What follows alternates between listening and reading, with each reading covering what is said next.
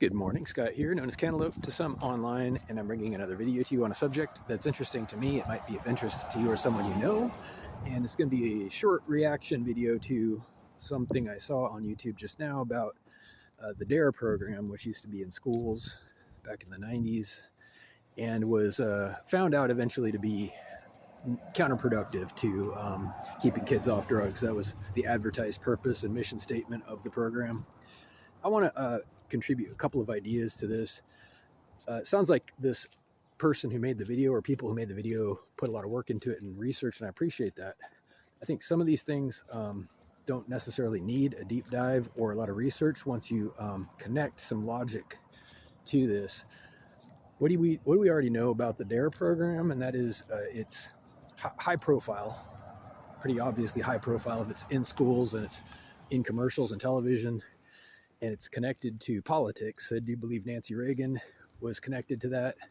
And so we already know that it costs money to print things, to create programs, to roll people out, to compensate the trainers and the educators and the officers who were going into schools. So once they come up with their program, one of the points made in the video I saw was that they knew that their approach was counterproductive, and they did it anyway. Well, they knew after they had already made the program, and all you really need to know is the reason for the program, and that is as PR. It was PR. I think it is that simple. You don't need a conspiracy theory to explain it. It was a program designed by people to sound good, as usual, politicians, to influence the public, to answer the questions and complaints about drugs and the fallout from what was being blamed on drugs mainly. Not to get into the details of that fallout, but in the 80s and 90s, there was a great deal of social fallout, especially among youth. They ended up using drugs. It's debatable how many of them were how much of that fallout was actually caused by drugs, or was it a circular thing where drugs were a byproduct of something else.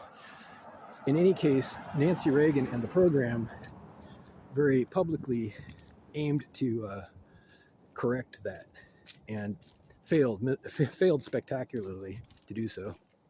We now know. And on that, very quickly, it should have been obvious, and to some people it probably was, which is why there was some resistance, why there was a lot of rejection of the program initially, which was steamrolled. But it should have been obvious that when you have authority in a classroom, police that is, they rolled police into the millions of people's classrooms to explain why drugs are bad. You have a predictable mentality that you're confronting among that age group. They are naturally rebellious at that stage. They're supposed to be. They're challenging ideas that they've been given all their life and in schools, and they're learning to think independently on some level. And you can expect that there's going to be a question immediately, and probably first and foremost, to anything you tell them to the contrary, a challenge to it. They're going to think about the opposite thing first, because it's natural to do so. So when you tell kids to stay off drugs because they're bad, first thing that occurs to them naturally, that you probably already know, that they knew, is, wow, what are drugs? Right? Come on.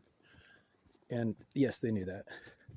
And no, they didn't want to change the program because it had already been created. It would have cost money to change anything. If it cost 1 penny, that's more than it would have cost to not change it.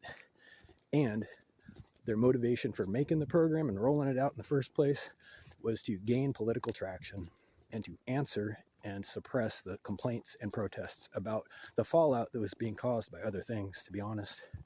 There you have it. I think it is that simple. But by all means, do your research, show your data, prove me wrong, I guess. Reach out with questions or comments to whitehotrobot@gmail.com. Thank you.